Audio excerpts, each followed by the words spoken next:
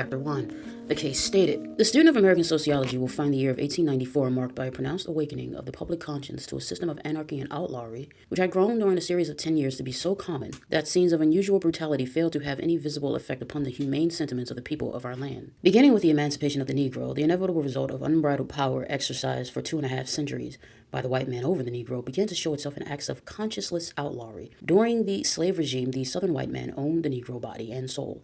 It was to his interest to dwarf the soul to preserve the body.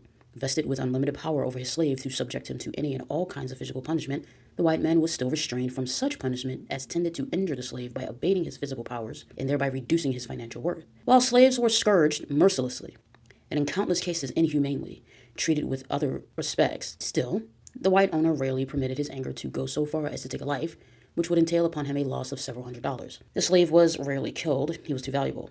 It was easier and quite as effective for discipline or revenge to sell him down south. But emancipation came, and the vested interests of the white man in the Negro's body were lost. The white man had no right to scourge the emancipated Negro, still less has he a right to kill him. But the Southern white people had been educated so long in that school of practice in which might makes right, that they disdained to draw strict lines of action in dealing with the Negro. In slave times, the Negro was kept subservient and submissive by the frequency and severity of the scourging, but with freedom, a new system of intimidation came into vogue. The Negro was not only whipped, scourged, he was killed. Not all, nor nearly all, of the murders done by white men during the past 30 years in the South have come to light, but the statistics as gathered and preserved by white men, and which have not been questioned, show that during these years more than 10,000 Negroes have been killed in cold blood, without the formality of judicial trial and legal execution. And yet, as evidence of the absolute impunity with which the white man dares to kill a Negro, the same record shows that during all these years, and for all these murders, only 3 white men have been tried, convicted, and executed. As no white man has been lynched for the murder of colored people, these 3 executions are the only instances of the death penalty being visited upon white men for murdering Negroes. Naturally enough, the commission of these crimes began to tell upon the public conscience, and the Southern white man, as a tribute to the 19th century civilization, was in a manner compelled to give excuses for his barbarism. His excuses have adapted themselves to the emergency and are aptly outlined by that greatest of all Negroes, Frederick Douglass, in an article of recent date in which he shows that there have been 3 distinct eras of Southern barbarism,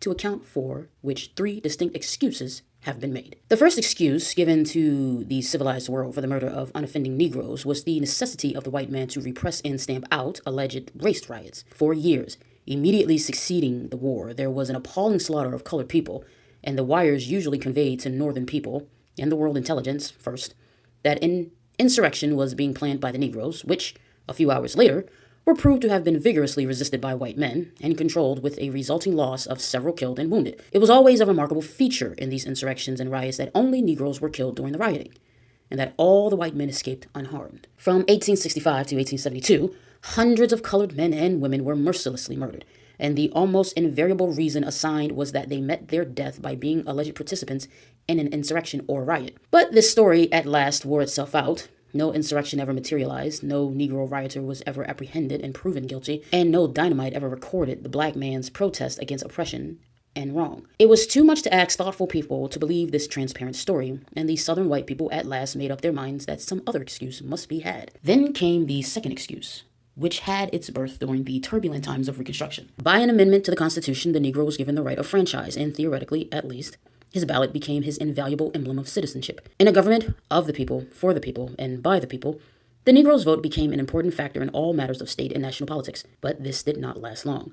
The Southern white man would not consider that the Negro had any right which the white man was bound to respect, and the idea of a Republican form of government in the Southern states grew into general contempt. It was maintained that, quote, this is a white man's government, end quote, and regardless of numbers of white men should rule. Quote, no Negro domination, end quote, became the new legend on the sanguinary banner of the sunny South, and under it rode the Ku Klux Klan, the regulators, and the lawless mobs, which for any cause chose to murder one man or a dozen, as suited their purpose best. It was a long, gory campaign. The blood chills and the heart almost loses faith in Christianity when one thinks of Yazoo, Hamburg, Edgefield, Copia, and the countless massacres of defenseless Negroes whose only crime was the attempt to exercise their right to vote. But it was a bootless strife for colored people. The government which had made the Negro a citizen found itself unable to protect him. It gave him the right to vote, but denied him the protection which should have maintained that right. Scourged from his home, hunted through the swamps, hung by midnight raiders, and openly murdered In the light of day, the Negro clung to his right of franchise with a heroism which would have wrung admiration from the hearts of savages.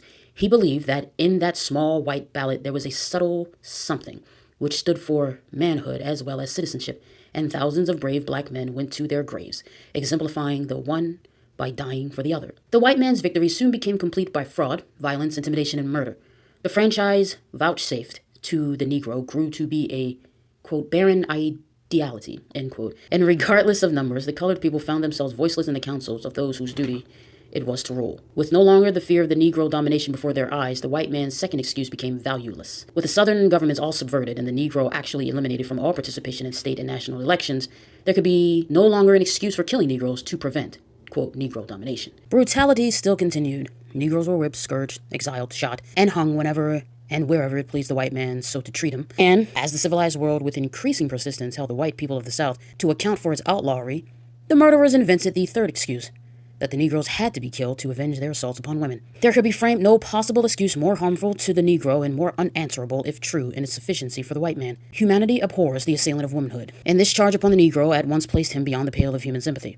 With such unanimity, the earnestness and apparent candor was this charge made and reiterated that the world has accepted the story that the Negro is a monster, which the Southern white man has painted him. And today, the Christian world feels that while lynching is a crime, and lawlessness and anarchy the certain precursors of a nation's fall, it cannot by word or deed extend sympathy or help to a race of outlaws who might mistake their plea for justice and deem it an excuse for their continued wrongs. The Negro has suffered much and is willing to suffer more. He recognizes that the wrongs of 2 centuries cannot be righted in a day, and he tries to bear his burden with patience for today and be hopeful for tomorrow. But there comes a time when the veriest worm will turn, and the Negro feels today that after all the work he has done, all the sacrifices he has made, and all the suffering he has endured, if he did not now defend his name and manhood from this vile accusation, he would be unworthy, even of the contempt of mankind. It is to this charge he now feels he must make answer. If the Southern people, in defense of their lawlessness, would tell the truth and admit that the colored men and women are lynched for almost any offense, from murder to a misdemeanor, there would not now be the necessity for this defense. But when they intentionally, maliciously, and constantly belie the record,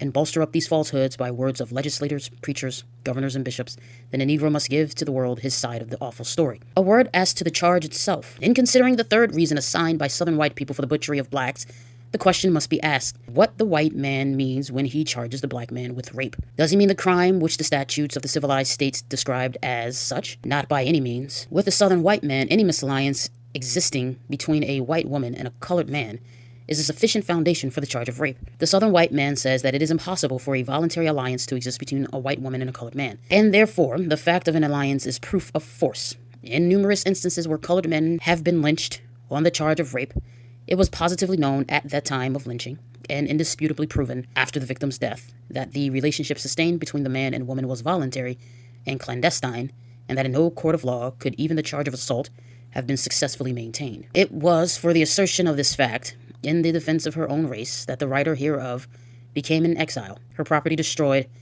and her return to her home forbidden under penalty of death for writing the following editorial, which was printed in her paper, The Free Speech, in Memphis, Tennessee, May 21st, 1892. Quote, 8 Negroes lynched since last issue of The Free Speech, 1 at Little Rock, Arkansas, last Saturday morning, where the citizens broke into the penitentiary and got their man. 3 near Anniston, Alabama, 1 near New Orleans, and 3 at Clarksville, Georgia, the last 3 for killing a white man, and 5 on the same old racket, the new alarm about raping white women. The same program of hanging, then shooting bullets into the lifeless bodies was carried out to the letter. Nobody in this section of the country believes the old threadbare lie that Negro men rape white women. If Southern white men are not careful, they will overreach themselves and public sentiment will have a reaction. A conclusion will then be reached, which will be very damaging to the moral reputation of their women, end quote. But threats cannot suppress the truth, and while the Negro suffers the soul deformity resultant from 2.5 centuries of slavery, he is no more guilty of this vilest of all vile charges than the white man who would blacken his name. During all the years of slavery, no such charge was ever made, not even during the dark days of the rebellion, when the white man, following the fortunes of war, went to do battle for the maintenance of slavery. While the master was away fighting to forge the fetters upon the slave, he left his wife and children with no protectors save the Negroes themselves. And yet during those years of trust and peril, no Negro proved recreant to his trust, and no white man returned to a home that had been despoiled. Likewise, during the period of alleged insurrection and alarming race riots, it never occurred to the white man that his wife and children were in danger of assault. Nor in the Reconstruction era, when the hue and cry was against Negro domination, was there ever a thought that the domination would ever contaminate a fireside or strike to death the virtue of womanhood. It must appear strange indeed to every thoughtful and candid man that more than a quarter of a century elapsed before the Negro began to show signs of such infamous degeneration.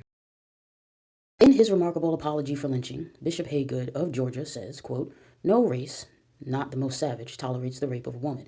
But it may be said without reflection upon any other people that the Southern people are now and always have been the most sensitive concerning the honor of their women, their mothers, wives, sisters, and daughters." End quote. It is not the purpose of this defense to say one word against the white women of the South. Such need not be said.